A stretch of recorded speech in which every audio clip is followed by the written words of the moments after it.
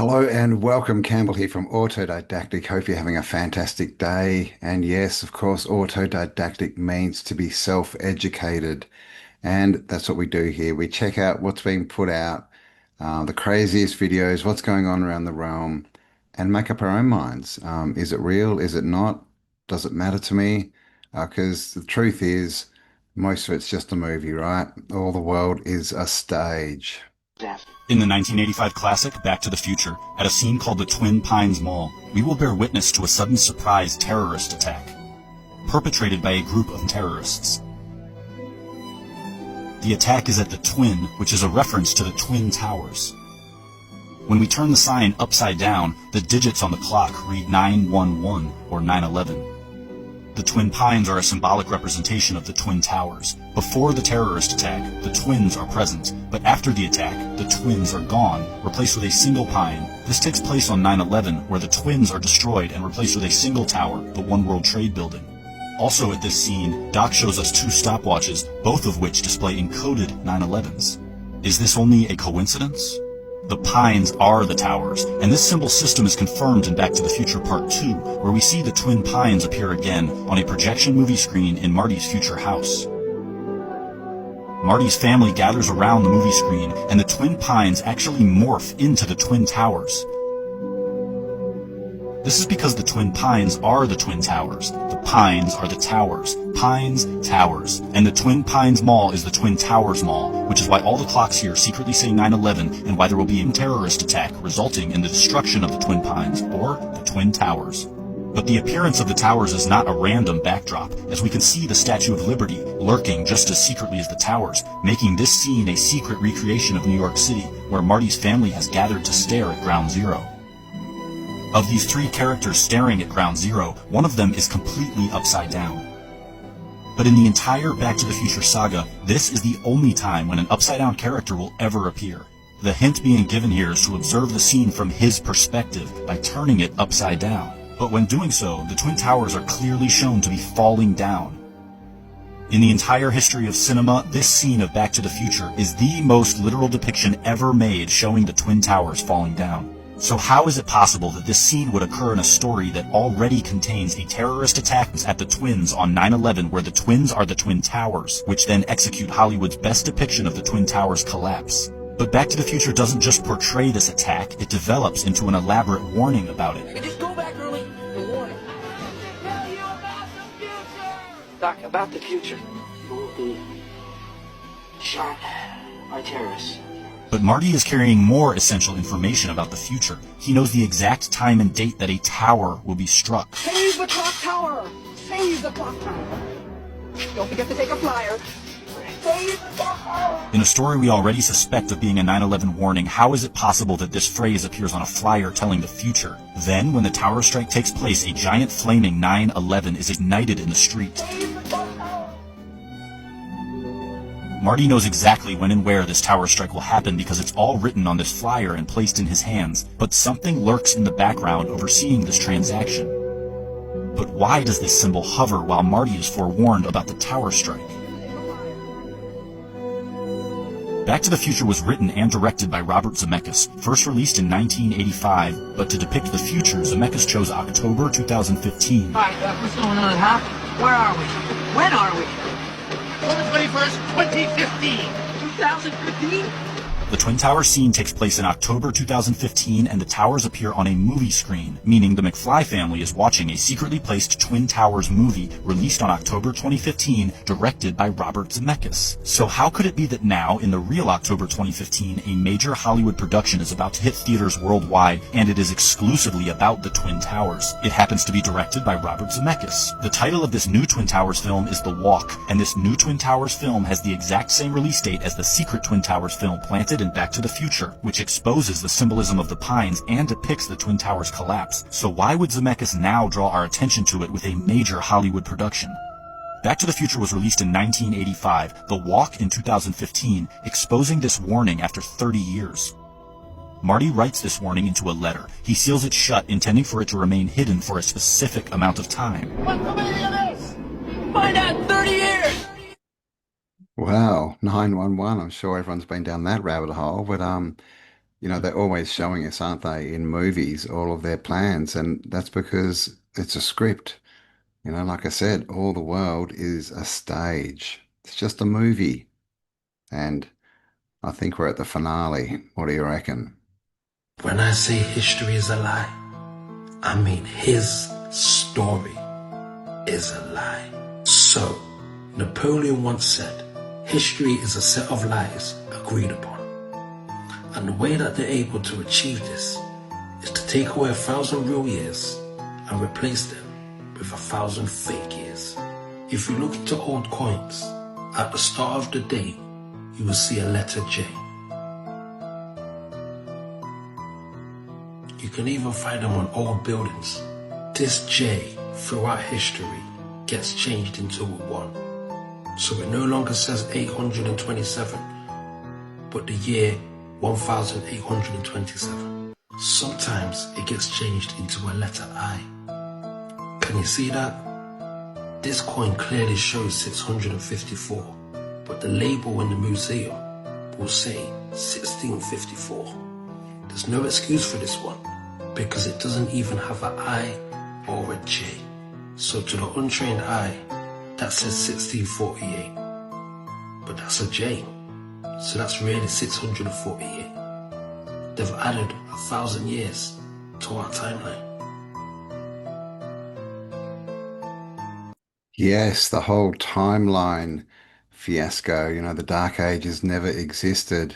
That all comes from Anatoly Fomenko and his research. He was basically researching things like eclipses and worked out that none of them landed on the dates that they should. So he redid the chronology, and 1,000 years was basically put in there, is what he found out.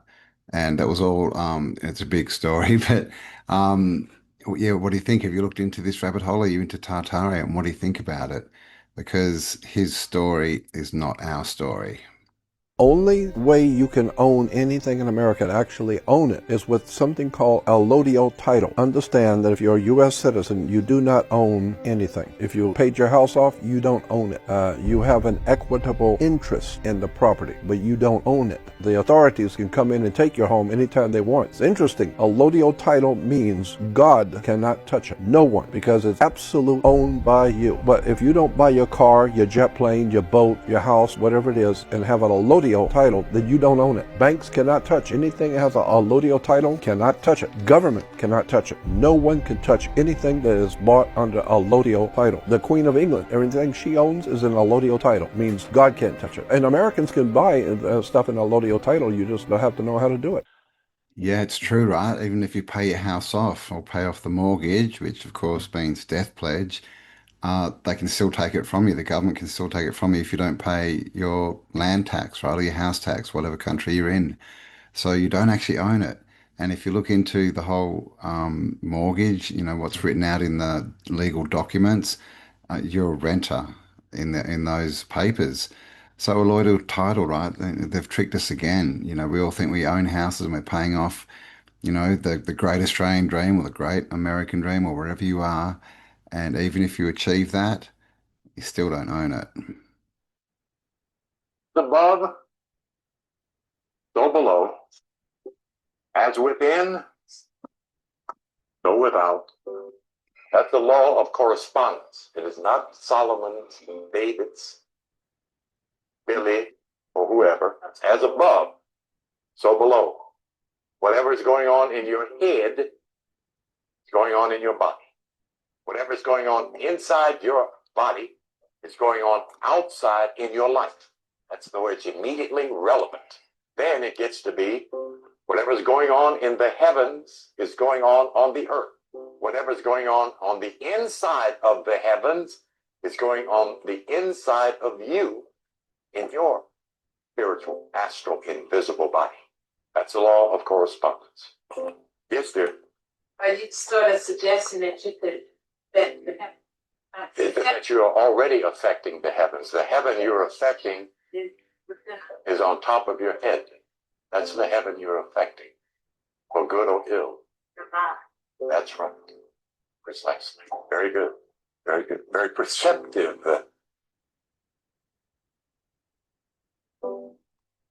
Nice, I like that. As above, so below. As within, so without. It makes it a lot more practical, doesn't it? Actual information you can use from some of these religious books, because so much of it can just be out there, on the edge, right? It's hard to interact with, and not a lot of practical advice. But I like that one.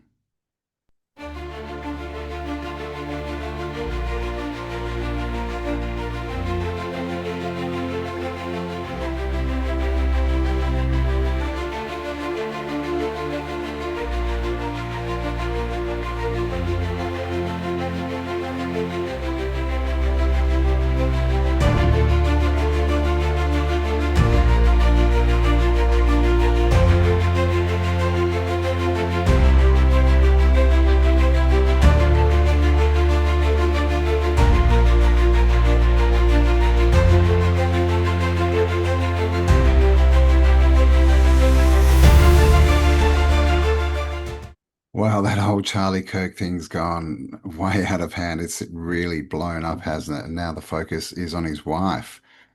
What do you think happened? Is he still alive? Was it all a setup? Yeah, let me know your thoughts. You ready for this? You're not ready for this because I wasn't ready for this. This is a normal water cymatic like this guy here, but do you see what shape it's making? The frequency is making a moving double helix. No, this is way more interesting than you think. You can make the molecular bond symmetry with a cymatic pattern. The geometry of a frequency can organize matter like the oil in the water here. So every type of DNA can be expressed using a cymatic glyph. So you can clearly see where the oil sits in those little nodes there. If you look closer, you'll see the lines that trace the cymatic pattern. They're created by these LEDs that are fixed to the end of a camera when they take the picture. You see the light bending over the pattern of the water, but if you change the color of the LEDs, the frequency literally weaves the light together into the entire pattern. This is crazy because researchers have acoustically shaped DNA to create programmable materials. All they used was piezoelectricity and sound. Scale that up to a cell. If you read the resonance of a cell using a cymoscope, its health is determined by its symmetry. If something's wrong, the shapes are off. Plants. Not only do flowers mirror cymatic patterns, gene expression and water are two of the biggest factors in the symmetry of the flower. There's a ton of research on music and frequency affecting plant growth. And as you can see here, the water carries the frequency. Craziest thing about this whole video, go to the description of this video. It says that frequency is 528 hertz. That's the same frequency in this experiment. It's like the biology is crystallizing the form of the cymatic in matter. And depending on how well the DNA resonates will determine how perfect the form is expressed. Research on this is still in its infancy, obviously. Would that not be the most insane thing ever to simulate a pattern and then see how it's expressed in a turtle shell or in a cheetah's fur? Could we change it? Is the reason why we see these patterns so much in ancient architecture because their science developed along this type of a path. It's literally the Wild West right now. It's open for discovery. But that's why I'm addicted to showing you this stuff. You're ready to go a little deeper? I made a 20-minute video covering the history, science, mechanics, application of cymatics along with my latest research. 60% off for this week because I need a haircut. Until we cymatically figure out how to do that. Everything is frequency, cymatics, and I've done a lot of research into star forts, and they seem to follow the same patterns, right? The same energetics, and that's the whole old world, right? It was all built off frequency signatures. This is why all these buildings are the same. They're built around, basically mirroring the natural frequencies. I'm going down, got my big boots on. Netflix forward, got my big on. I'm going down, table stone.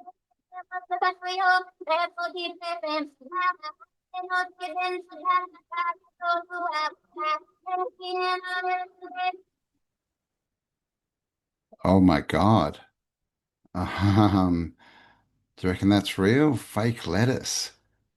Mate, the thing is, that's got to cost more to make than growing a lettuce, right? Clearly, much more time and effort. You've got to have all this structure and infrastructure and whatnot. That's crazy. But these parasites that are in control at the moment, it's kind of the thing they do, right? To fill us up with plastics It's crazy. And that's I would say is the lettuce that's going into fast food. So, be careful of the food that you buy, but definitely stay away from fast food. Although, are we really together? Are we all together in this room? Are we? I feel like we're connected in some way, but maybe. For anyone watching, can you guess which one of us isn't really here?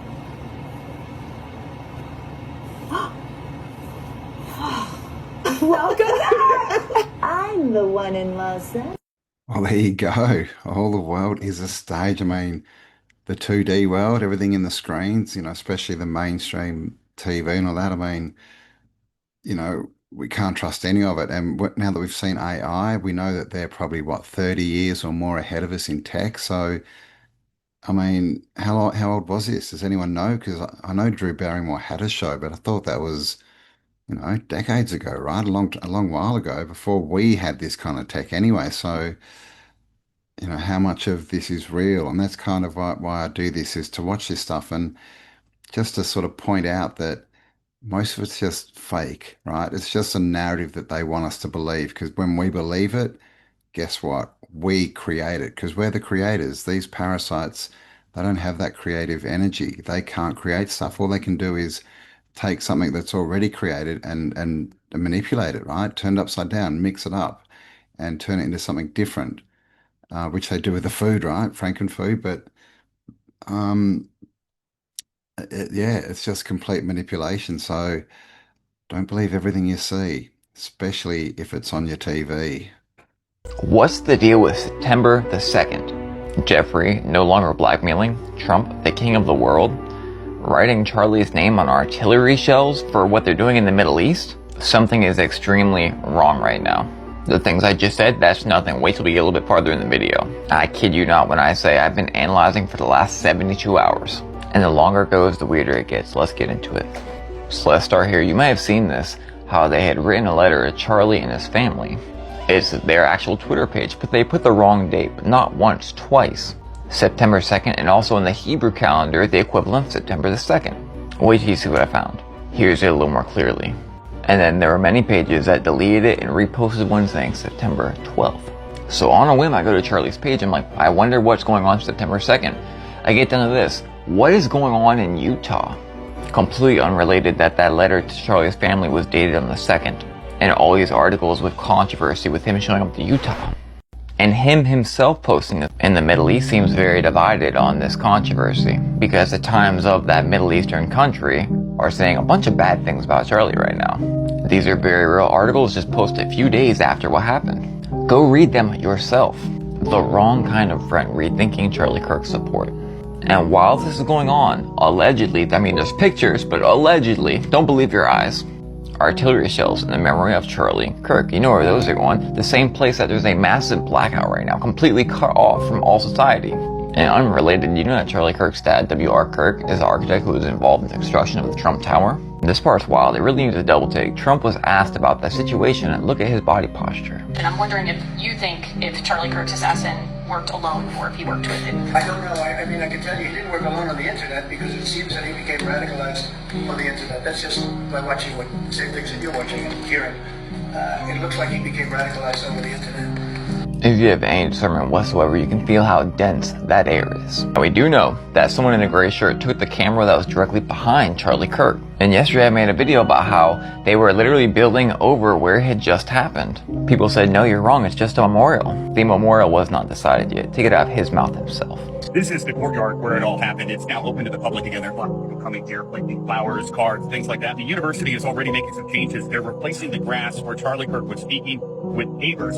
And there are several petitions online asking the school to make this into a permanent memorial. Let me end this with asking you just a few questions. One, when have we ever seen a crime scene torn down so quickly?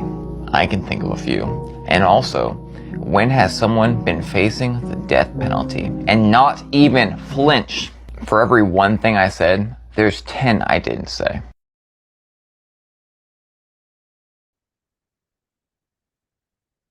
Yeah, like I said, this is getting weirder and weirder, the whole Charlie story.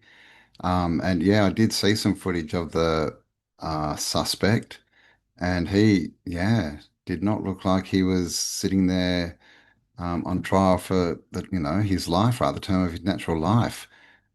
So it's all very strange what's going on. And then there's this whole tie with Israel, right? The people from Israel, and that whole agenda, it's changing. There's something going on.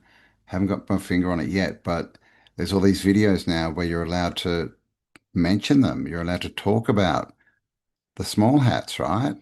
I'm still being a bit cautious. Um, so what's going on there? There's I mean, in my mind, it's just going to be something to cause more division because everything they do is. But, have you noticed that? And what do you think it is? And would you eat this stuff? McDonald's sells billions of burgers every year. But here's the question nobody seems to ask. Where does all that meat come from? Watch this. I was curious the other day and found this online. McDonald's sells 6.5 million burgers in one single day. That's 195 million burgers a month. Now, I don't know about you, but I don't see cows lined up around every corner waiting to be turned into patties. I mean, seriously, do the math. Even if you stretched one cow into a bunch of burgers, you're still talking millions of cows just to keep up.